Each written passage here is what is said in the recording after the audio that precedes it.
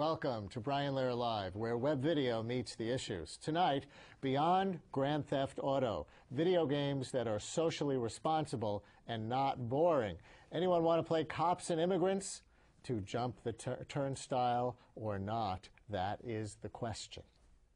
Looks like we're in Queens or Brooklyn somewhere, so let's see what there is up here. Some nice looking turnstiles. Let's see if we can get on the train. Also tonight, searching the city in order to save it. And Sex and the City. We know life can imitate art, but can a real city be transformed by a screenplay? What's New York actually like for young women? And is the TV show anti-feminist? But first, here are this week's online video picks. Number one, the Mars landing. Here's a particularly vivid animation of NASA's Phoenix spacecraft, which has landed successfully. The Jet Propulsion Lab is using YouTube to let people know this is just one small step.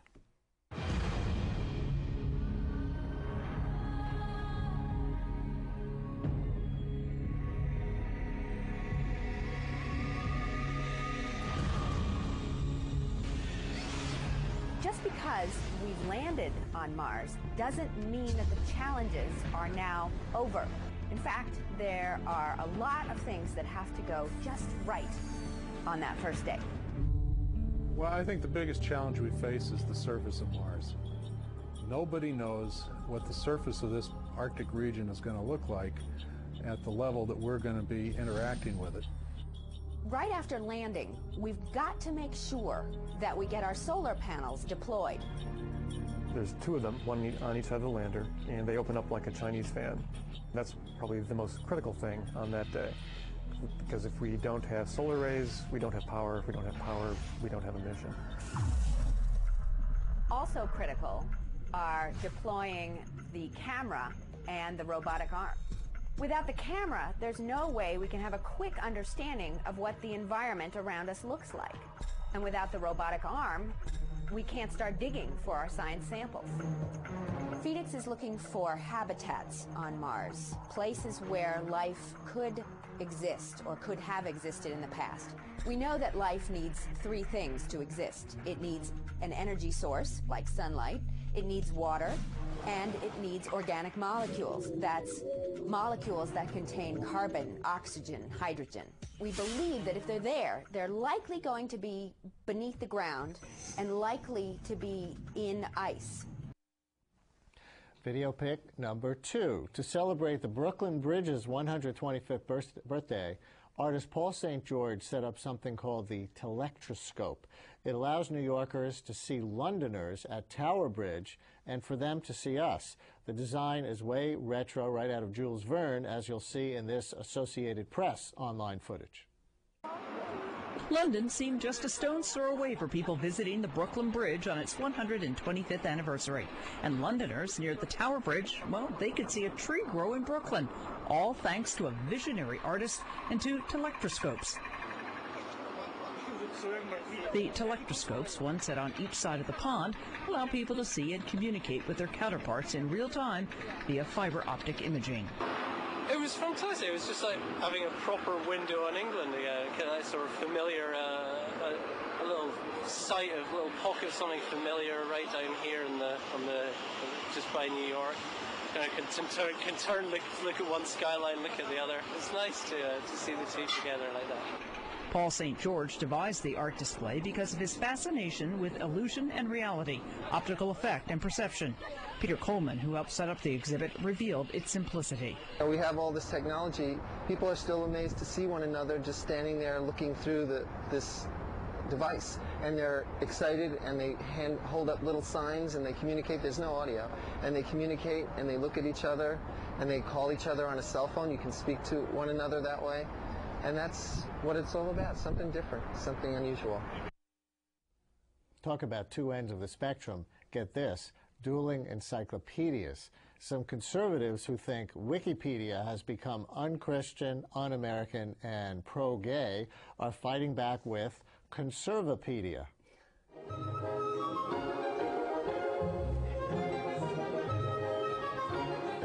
I'm Andy Schlafly. I founded Conservapedia with the help of my world history class of homeschoolers in November 2006.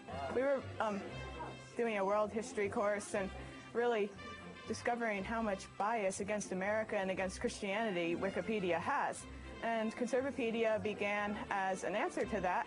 The class agreed that Wikipedia was unsuitable for learning world history. And we said, with the technology that we have today, why don't we just start our own? Most of the early entries had to do with history. I think we were studying ancient history at the time, so there was a lot of history. And it expanded into science. We're over 20,000 entries now. Most remarkably, we're over 41 million page views. So people are flocking to it to get information that they realize they cannot get from Wikipedia. We surpassed Rush Limbaugh's website in traffic, so that was pretty amazing, and it's really grown beyond what we ever thought it would. Wikipedia has become unsuitable because it's become very biased. It's become very anti-American. It's become very anti-Christian. It really mentioned nothing about the role that Christianity played in the Renaissance and Christianity played in the development of science, with Sir Isaac Newton being a devout Christian and all the wonderful discoveries he made. I know a lot of people like to talk about the evolution issue. There are people who are obsessed with promoting evolution. They have an article on the theory of evolution, and when conservative or Christian editors tried to add information to that about the other side of the argument and the argument for creationism or intelligent design, it was censored and taken out of there. On Conservapedia, you're going to get the other side of that. You're going to get evidence against evolution. Same thing for homosexuality. We bring in all the health harm that's caused by homosexuality, all the biblical quotes against it. You get that on Conservapedia. You're not going to get that sort of fair treatment on the Wikipedia entries. More hits and views than Rush Limbaugh's site, huh? Powerful. If Wikipedia versus Conservapedia reflects the culture clash on the web, here's the video version from TV last week when John McCain visited Ellen DeGeneres. Let's talk about the big elephant in the room.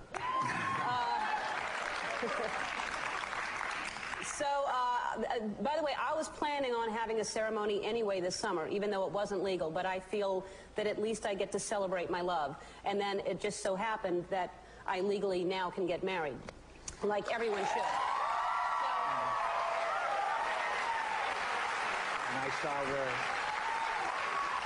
I saw where someone even registered you. Someone, yeah, illegally registered me, but yeah, so I'm obviously excited, and to me this is only fair and only natural. And what are your thoughts?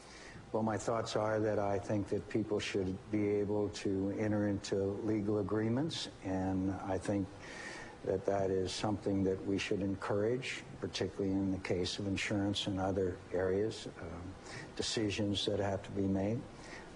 I just believe in the unique status of marriage between man and woman, and I know that we have a respectful disagreement on that issue. Mm-hmm. Yeah, I mean, I think that it is looked at, and some people are saying the same, that blacks and women did not have the right to vote. I mean, women just got the right to vote in 1920. Blacks didn't have the right to vote till 1870, and it just feels like there's this old way of thinking that we are not all the same. We are all the same people, all of us. No, you're no different than I am. Our love is the same. So does McCain look uncomfortable trying to be both warm and inflexible? Or is it just me? On to video pick number 5 from the website Election 08. Warning, this is quite bloody and gruesome, but very funny. If you're not used to laughing really hard, tune away. It's an old Monty Python sketch with a new soundtrack. Close your eyes, kids.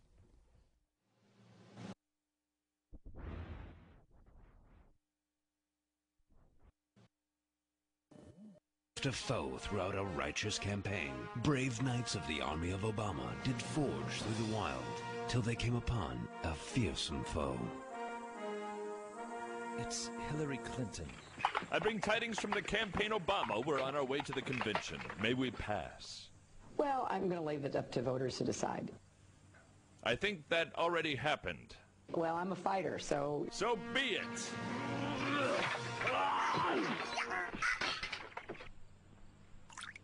I am in this race. I am staying in this race. In the race? Your arm is on the ground now. It's full speed onto the White House.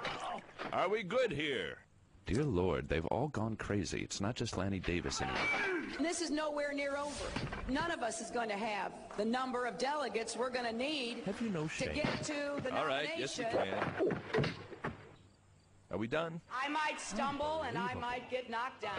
I will always get right back up. We have a very close contest.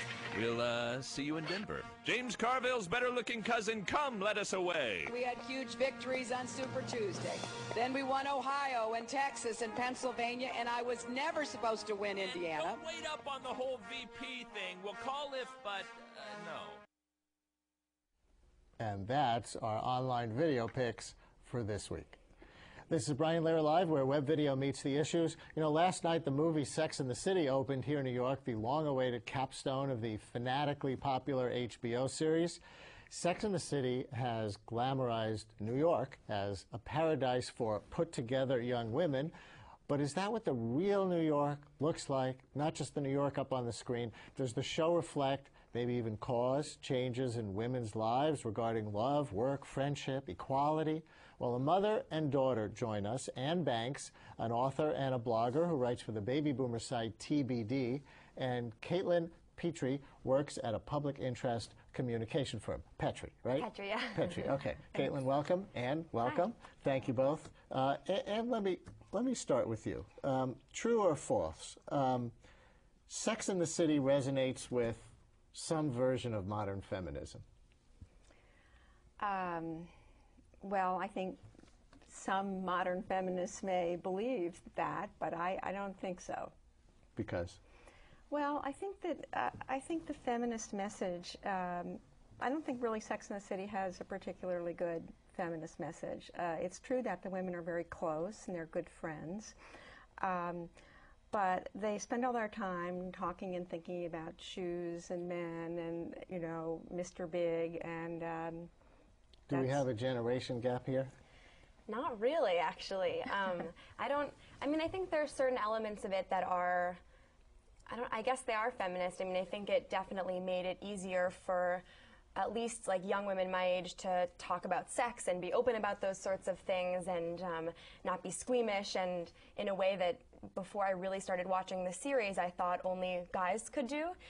So it did make that more possible. And I liked that about it, but it's very materialistic, and it depicts, you know, such a small portion of what... What is it that before you thought only guys could do? Just sort of that whole locker room, you know, brunch conversations that the women have when they're all together, and there's something sort of, you know, I've watched the show with guys my age, and if they haven't seen it before, they kind of squirm a little bit when the women are having conversations about their exploits, and they're like, do women really talk like that? You know, and it's sort of like... Do women really talk like that? Yeah. Yeah, I mean, and I think it's, I don't know, I feel like when I was, you know, before I really started watching the series, and I don't know if I can just credit the series, but I certainly felt a little bit more embarrassed to talk with even my closest friends about that kind of thing. And then, you know, you see these glamorous women doing it on this really popular TV show, and it becomes a little bit easier. So is that, in a way, a feminist thing, or does it just coarsen the culture? Well, I know, listening to this, I can see that is a positive. At the same time, I think there's a certain kind of exhibitionist element to the show, and I just have to say, like, I can just see from a short leap from Sex and the City, or at least some of the more graphic scenes, to Paris Hilton. Yeah. Yeah, that's definitely interesting, although, you know, then there's the kind of witty dialogue, and these women are not quite as vapid as Paris Hilton, I would hope, anyway. But it's the show that gave us the line, you know, a women's right to shoes. Right.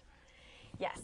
And there's definitely that element of it that's a little bit, you know, you're watching it and you cringe a little bit, but I think also that maybe the show gets held to somewhat unfairly high standards. I mean, they're depicting a very particular subset of women, and people kind of get angry because they're not depicting all women, but I don't know if they really set out to depict all women, or, you know.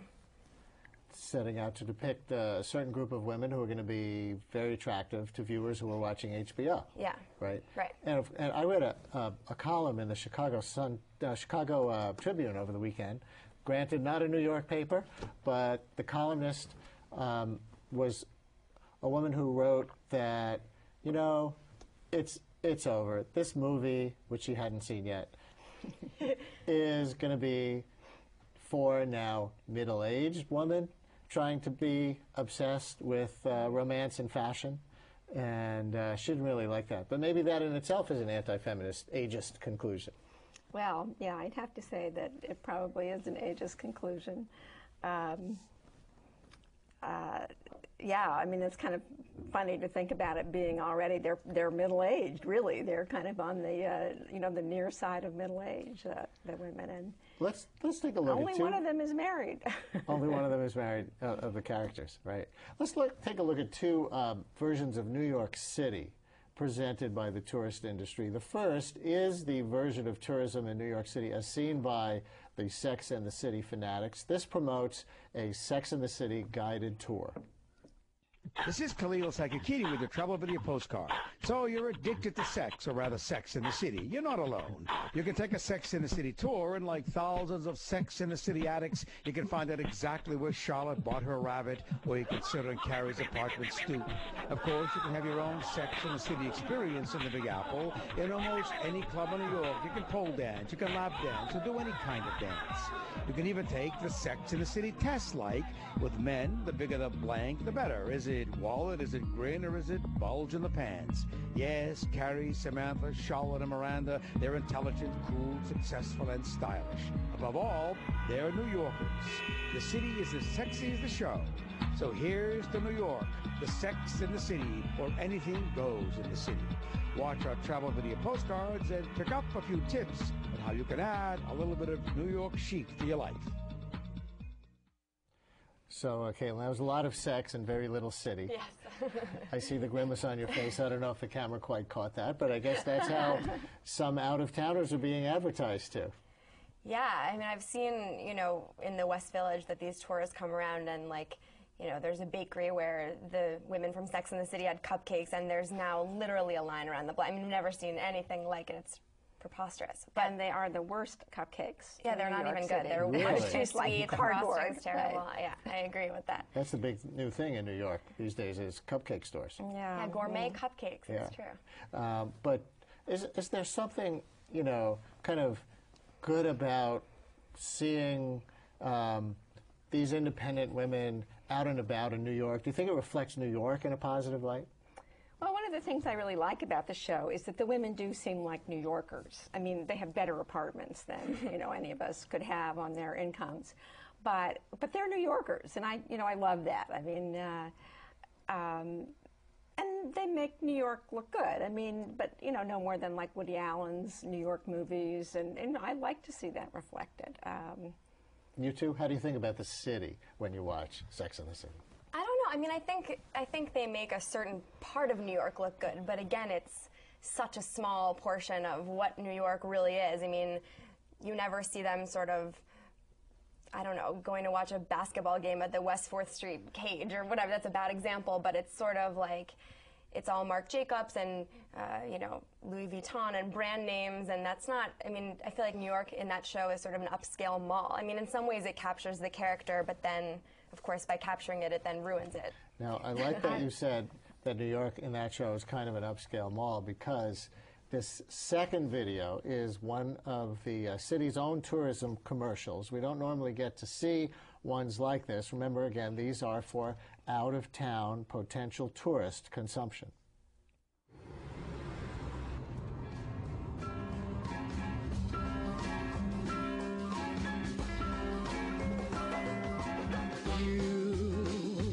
Take the A train.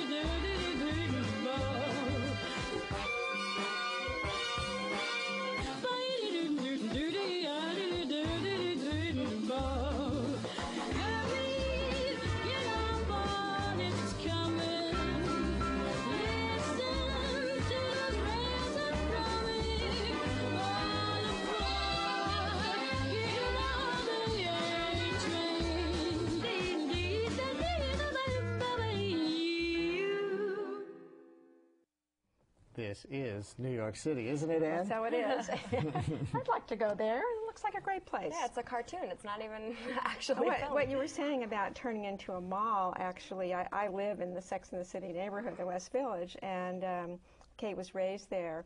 And when she was little, I used to take her to these wonderful little kind of coffee houses and Italian coffee houses and stuff. They were always really nice to children. And now it's just one Marc Jacobs store after another. Literally, it really has become a mall. I mean, there's Marc Jacobs Baby, Marc Jacobs Shoes, whatever else they have, Marc Jacobs Home. And so that's... But you could argue that would have happened anyway. I mean, well, maybe Sex and the City expedited it. But no, I mean, I'm not saying Sex and the City caused it, but it's just sort of it all kind of works together, back and forth in a way, and then sort of change in the culture that it exemplifies and then intensifies as well. Right.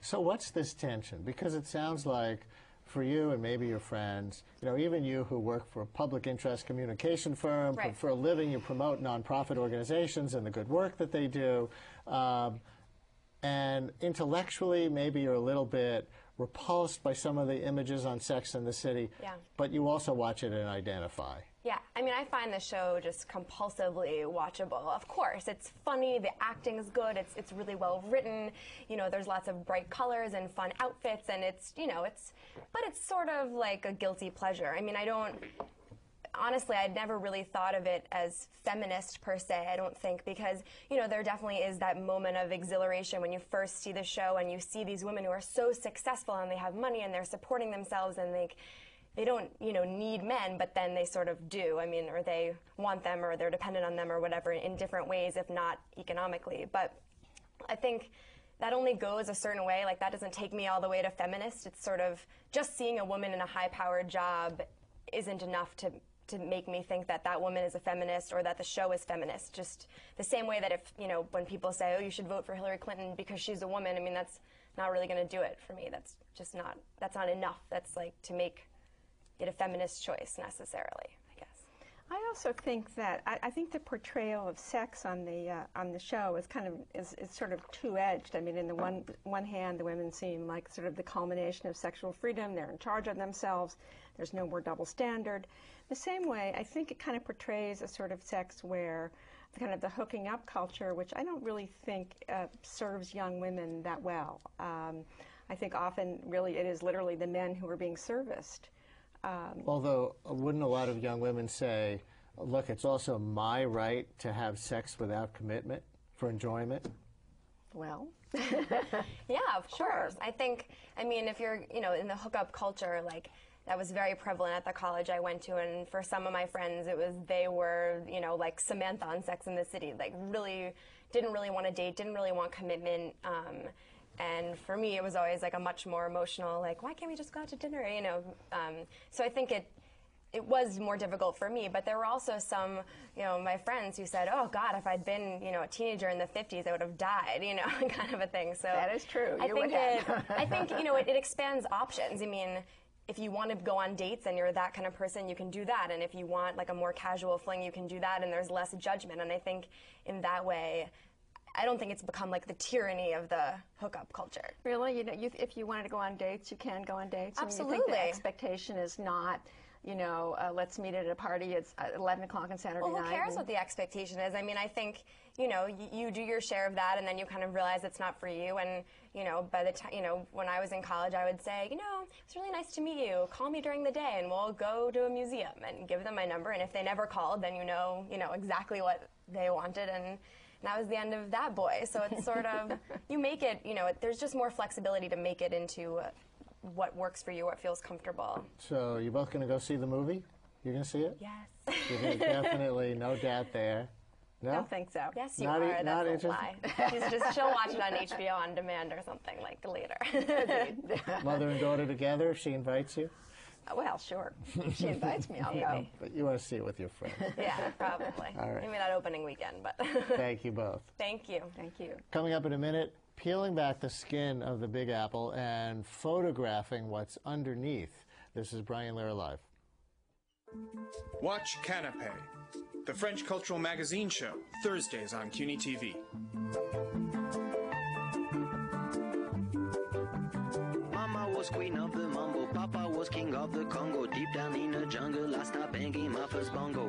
Every monkey like to be in my place instead of me, cause I'm the king of bongo, baby, I'm the king of bongo bong. I went to the big town where there is a lot of sound. From the jungle to the city, looking for a bigger crown. So I play my boogie for the people of big city, but they don't go crazy when I'm banging on my boogie. I'm the king of the bongo, king of the bongo bong. Hear me when I come, baby. King of the bongo, king of the bongo bong.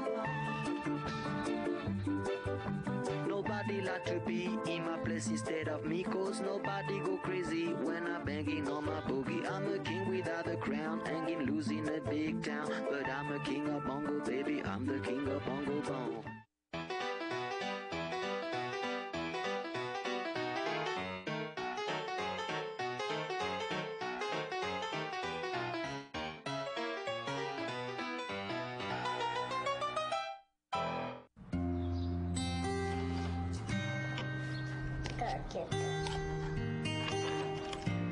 Oh, I must be careful. Well, that's a nice picture. Come on, Anna. Okay. Foreclosure doesn't affect just you. It affects your whole family, too. If you've fallen behind on your mortgage, we can help. Call 1-888-995-HOPE, because nothing is worse than doing nothing. This is Brian Lehrer Live, where web video meets the issues. We all know that redeveloping neighborhoods comes at a price. But what New York history are we destroying?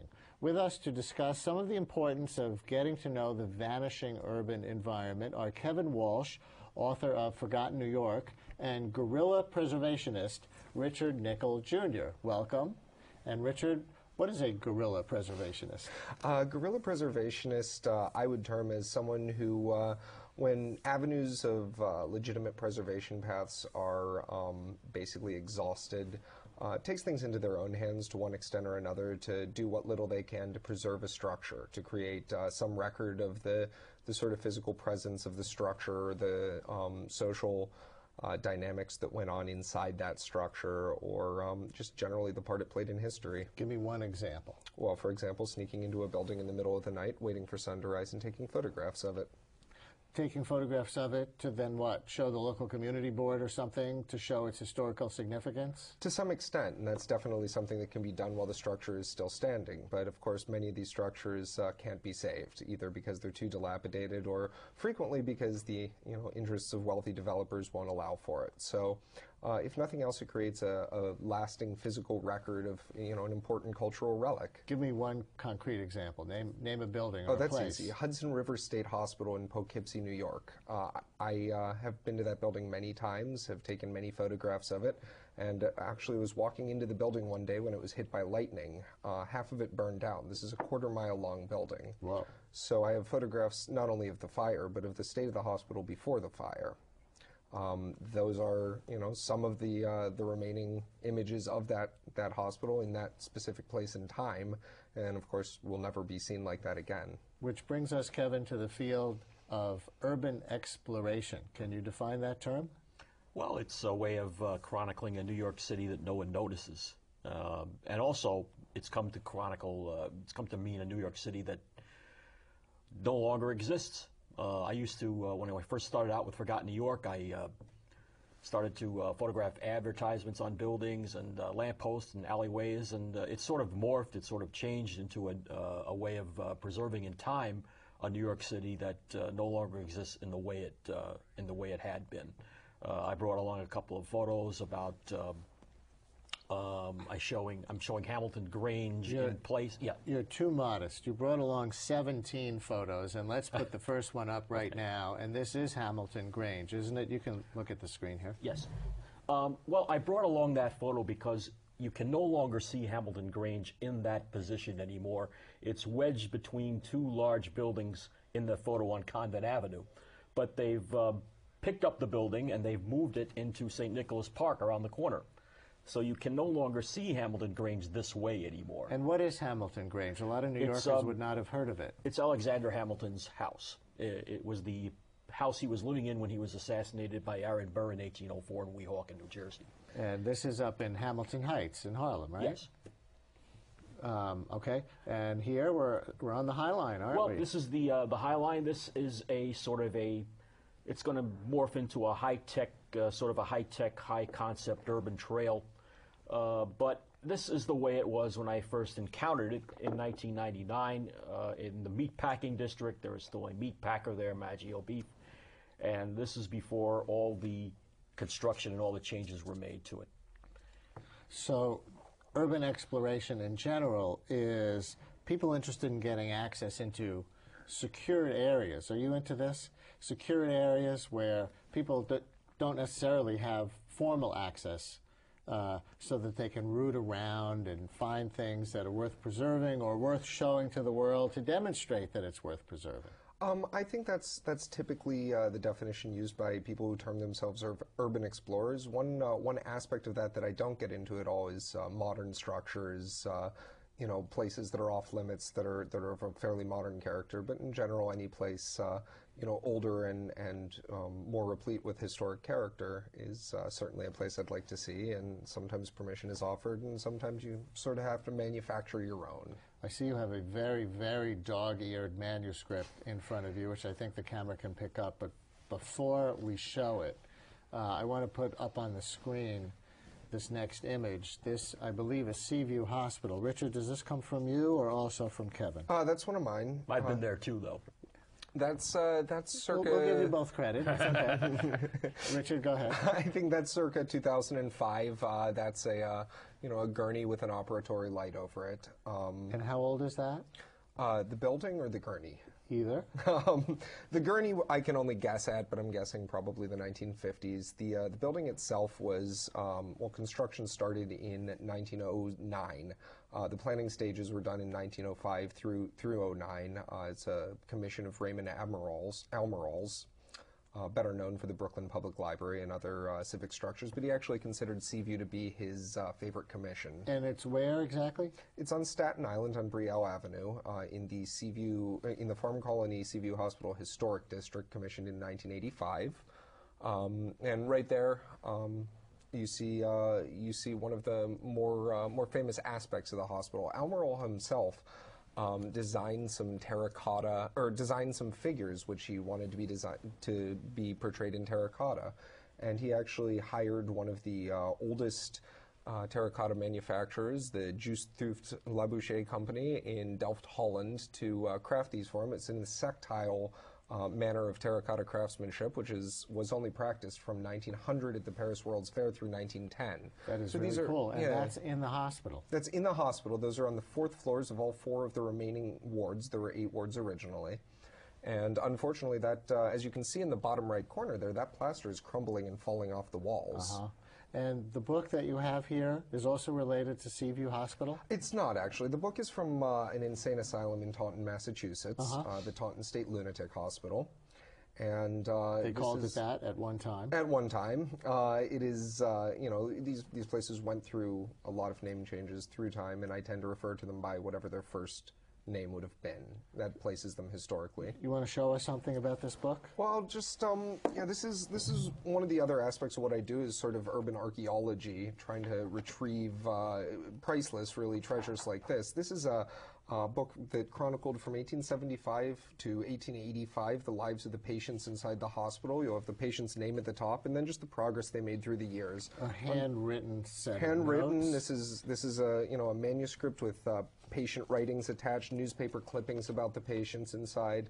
On the first, if they had the word blog at that time, this might have been a blog. Yes, in a sense, it's the hospital workers' blog about the patients. And it was definitely before HIPAA. Yes. The majority of the documents you find in these places are well before HIPAA, but you'd be surprised. I've found patient records from the 1980s in places I've been in relatively without challenge. And so this place in Massachusetts, are you also fighting to preserve it? Unfortunately, there's little that can be done to preserve that building. Unlike the wards at Seaview and unlike a lot of the buildings that I've been to, it's not really sound level and plumb. There was a fire that ravished the main portion of the building. and really it's undergone probably too much structural damage. But there are still things we can learn from it. The name that I introduced you under, Richard Nickel Jr., yes, is a pseudonym. That's correct. And it refers to the historical Richard Nickel. Yes. Who was? Richard Nickel was a photographer active in Chicago in the 1950s and 60s. He documented all the Louis Sullivan buildings that were being torn down, and he did this over a period of about 20 years, creating over 10,000 large format negatives of these buildings. They're pretty much the only record that remains. And in addition to that, he'd salvage pieces of the buildings, terracotta work, and some of the wrought iron fixtures, some of the unique elements of these buildings. However, right when he was about to retire from doing this, when he was working on what he called his last building, the Chicago Stock Exchange, he went into the building one day and was trying to salvage some of the iron from a stairwell in there, and the building collapsed on him. It took him about 30 days to dig him out. And you want to be the reincarnation? No, no. He's just sort of one of my heroes, and I think a hero to a lot of preservationists, such as myself. Let's take a look at Kevin's next image. Kevin, what do we have here? Well, this is sort of the essence of what Forgotten New York is all about. This is on a building at 6th Avenue between 22nd and 23rd Streets. It's now home on the ground floor to a Burlington coat factory. If you look on the outside of the building, you'll see not only in terracotta, as depicted here, but also in cast iron, there are letter K's all over the building. Now, since the building used to be called the Ehrlich Building, I was wondering what the K was doing there, and so we did a little research, and we found out that it was taken over by a man named Kessler in 1911. He owned the building between 1911 and 1913, and during that time, he must have put all these K's all over the building to commemorate his ownership of the building, and they've been there ever since. Now, the next image, is this related to the same building? Well, this is a lamppost up in Harlem, Hamilton Heights, actually. It's a block away from the Hamilton Grange, which we saw earlier. This is unique in New York City. There are a number of these cast iron twin lampposts left around town, but this is the only one with a huge spike in the middle of the cast of the shaft.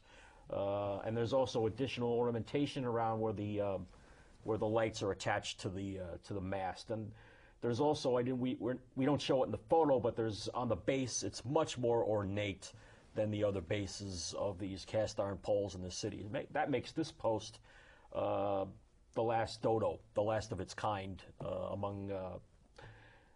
This is on St. Nicholas Avenue and 145th Street. So people who listen to WABC Talk Radio 77 today may or may not remember when WABC was music radio with Cousin Brucey and Dan Ingram and all those disc jockeys. And on Memorial Day, they actually get out all these old tapes and play them over the air. And we just had that on Monday. Does this sign still stand in That the is city? still there. Get out. And Where is WABC Music Radio, it hasn't been music radio since 1982.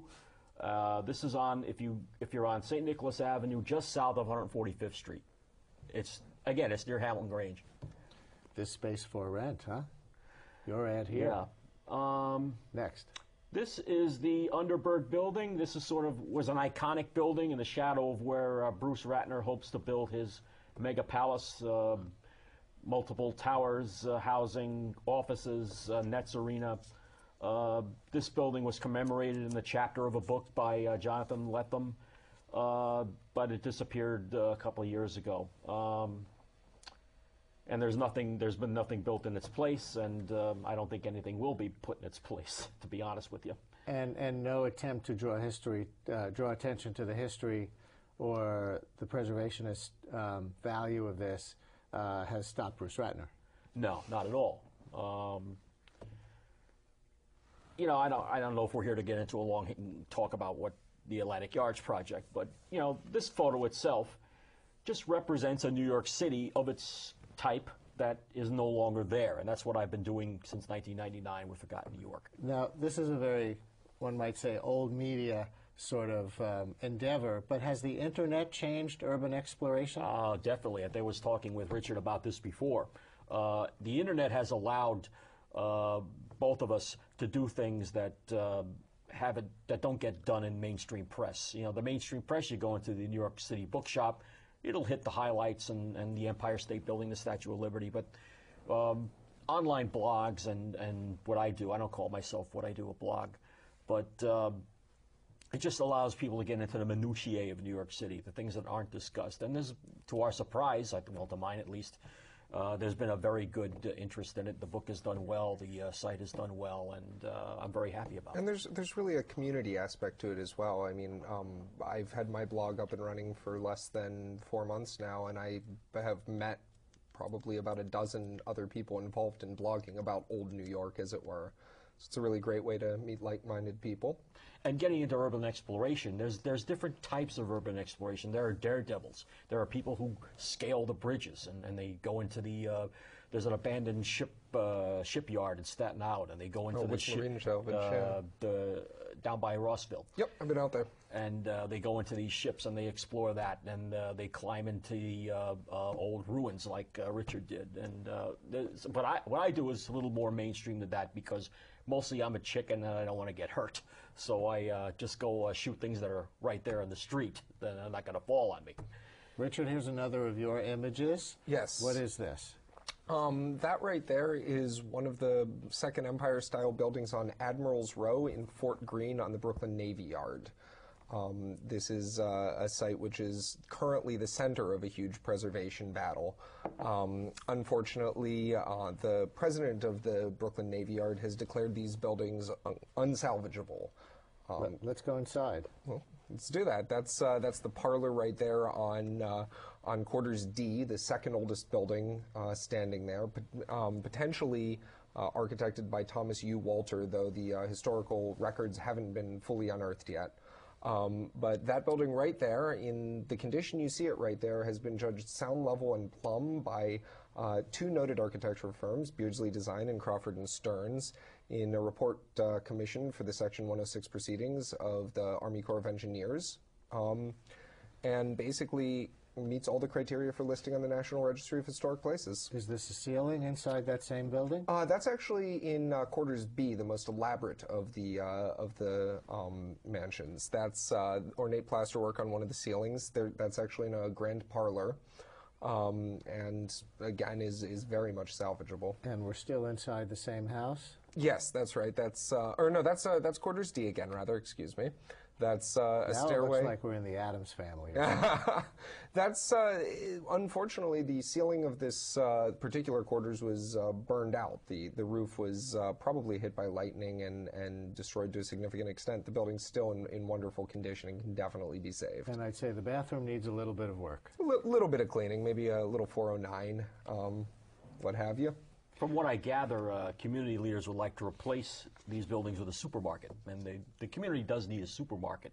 I'm not sure they should put it right there, though. Well, there's a total of over 8 acres on the property, and there's certainly the potential for a mixed-use development there that could include a huge supermarket. What they're actually planning on doing with the space occupied by those buildings is building parking for the supermarket, which I find rather abysmal. Right now, the community has an excellent chance to weigh in and get involved with this. The Army Corps of Engineers is holding hearings about once a month. They're closed to the public, but coming up in late July is an open hearing where the public will get to weigh in on the future of these buildings, and I highly encourage everyone to go. I don't remember the Corps of Engineers website offhand, but I have it linked off my blog, so it's kingstonlounge.blogspot.com. Please, anybody interested in this, get out there and fight for these buildings. They're worth it. Before you go, is there a downside to this guerrilla preservation? You know, you go into buildings that people may not know about, and you draw attention to them like you did in this case, but you also maybe put some of them at risk because people didn't know about their value before. That can be true to an extent, and it's something I've had to weigh very consciously. There are a lot of locations that I've photographed and have done very thorough excavations of and have not posted anywhere.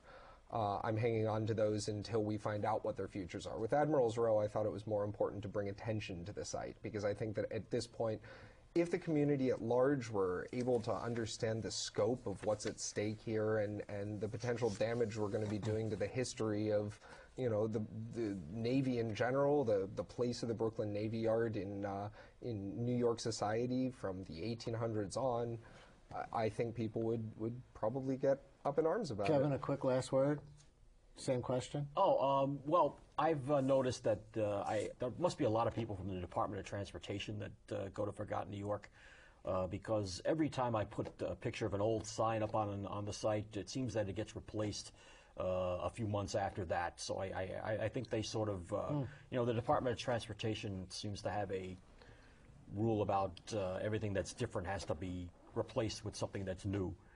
The power of getting your hands dirty meets the power of blogging and the web.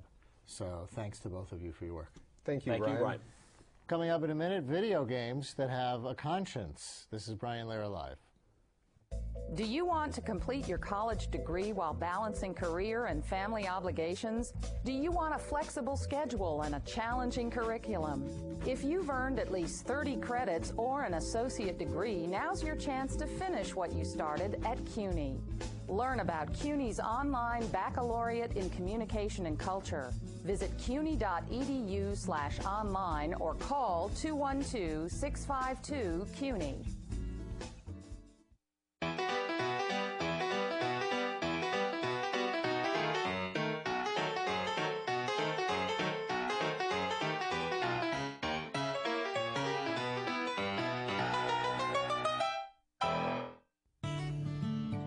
Today in America, 37 million people live in poverty.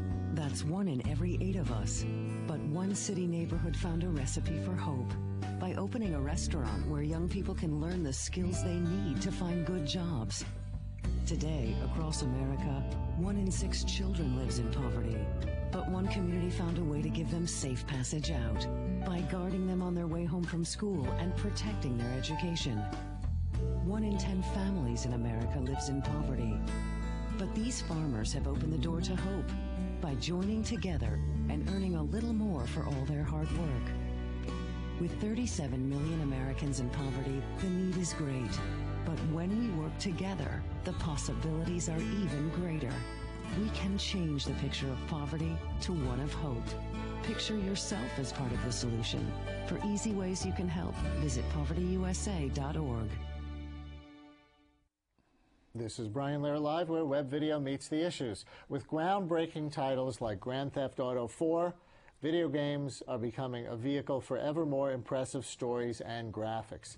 But as these games grow more entertaining and take a larger role in our society, they aren't always reflecting the breadth of issues that we expect from quality entertainment, like good films or good television.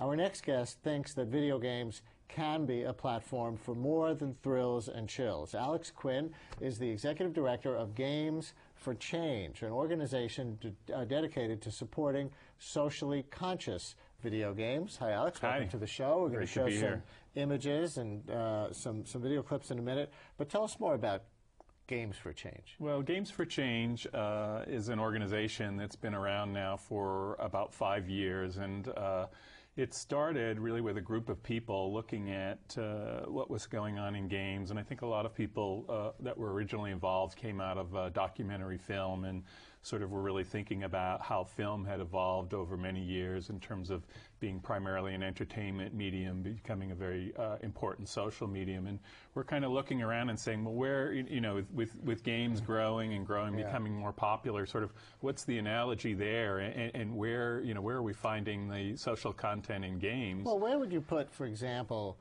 Grand Theft Auto 4, which is brand new and very hot? I mean, you know, I know young, intelligent, educated, professional people who say this is like the Citizen Kane of video games for the groundbreaking technology, and because there is some meaning there. Sure. Well, I think the social issue game makers have a tremendous amount to learn from Grand Theft Auto. I mean, in terms of the production values, the scripting, and the work that went into it. And I'm reminded, I was recently at a symposium at Sesame Workshop, and you know, people sort of decried television as a vast wasteland. And I think when Sesame Street came along, they really thought about, gee, what is compelling about television? And they wanted to make something that was entertaining, engaging, had great production values, and they succeeded. And they sort of, I think, in many ways turned around that kind of image of television as just sort of being very passive, as something that could be incredibly engaging on an educational level. And I think we're just, we're starting to learn that now with games, because it's still a relatively young medium. And I think certainly games like Grand Theft Auto, they have the resource to do that. It's kind of a production textbook in many ways. So let's check out one of these games. It's called Iced, and it's designed to raise awareness about the life of immigrants to this country. Okay, so here we are looking at the game Iced, which is a free download for the Mac, the PC, designed to teach people about immigration laws and the choices that immigrants have to face. I'm in first-person mode, which now, Alex, we're watching this video, Iced. Tell us a little bit about what we're seeing here and what it's supposed to convey. This is a game that really is supposed to put you in the shoes of somebody who is not documented in the United States. And it's really, I think its intent is to inform people about immigration law and immigration policy in the United States.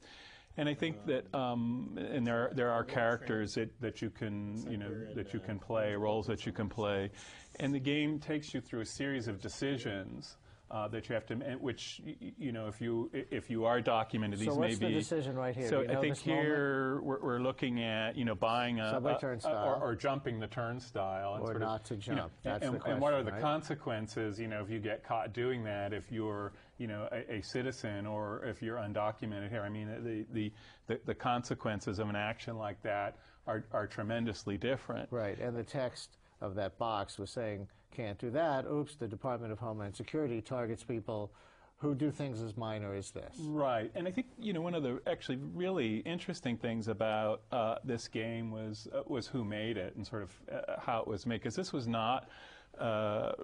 This didn't come out of a game company. This came out of an organization, a social organization, Breakthrough, that has a very, very specific mission in terms of educating people about immigration policy in the United States.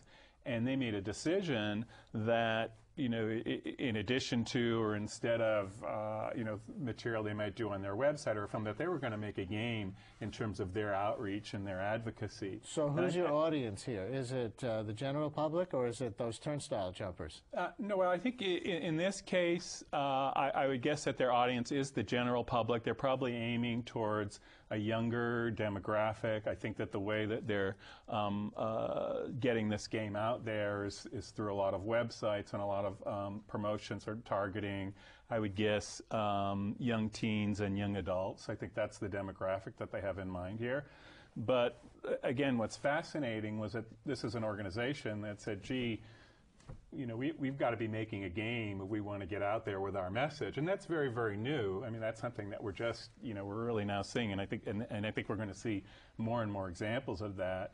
As a matter of fact, this week we have our Games for Change Festival, and this will be the 5th year, and for the first time, where is that? This is going to be at Parsons the New School. And for the first time this year, and this was, really by, we got so many requests for this, we're doing a day-long workshop that is specifically targeted towards nonprofit organizations. Now, these are not game makers, these are people, working in issues ranging from human rights to health to the environment. Now, let me use that cue to go away from, and I see we're finished with Iced. Let's go to another example of a socially conscious video game. We're going to go right to their website, and we're going to look at something now called Darfur is Dying. Are you familiar with this one, Alex? I am. Tell us about this. Well, help stop the crisis in Darfur. Right. Start your experience. So this is a game. This is a game, and you're selecting a person to play here. You're following a refugee? You are, and right now what this person's doing is trying to find water for survival, but under very, very harsh conditions. And you can see here now that they're about to be well, actually, apprehended? They're apprehended or killed. It's a very serious game. And that play, you know, like a lot of gameplay, once you get into it, I think, and similar to ICE, it's, you know, in some... Oh, you have been captured by the militia. Right. What happens is that there's a kind of empathy and a way to identify with what's going on. And I think that's an interesting way of engaging somebody in an issue that's maybe different from film or television, which, you know, can be very emotionally engaging, but you're not in there playing it. So do you work with game manufacturers who create games for education? We absolutely do. Just if I could make one more point, because I think it's an important one about this game, is that if you get into it, and I encourage people to check it out, is that there are a lot of links to how you can learn more about the crisis, how you can get involved in terms of people you can contact, organizations. So what this game does is there are embedded in it a lot of opportunities to sort of go outside the game and take action and get involved that way. And I think you know, that's a very kind of interesting structure to the game. So it's not, you know, just the experience within the game. It's what you do afterwards. Take it out into the real world. And Microsoft is involved with this, I understand? Microsoft is involved in turn. We're actually working with them on a project that where they have a competition going on. It's called their Xbox Challenge, where they are basically encouraging programmers, primarily students, to come up with games around sustainable climate. And this is on their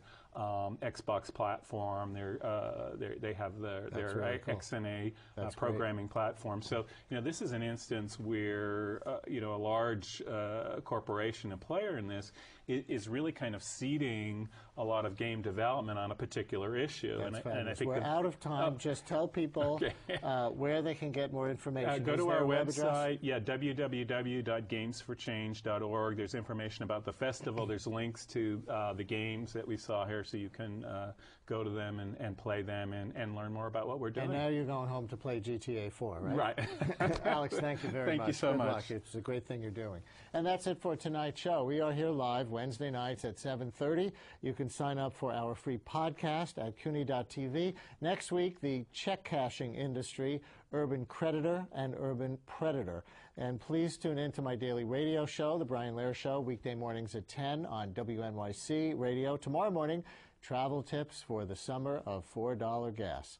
That's at 10 o'clock tomorrow morning on 93.9 FM and AM 820. Have a great night.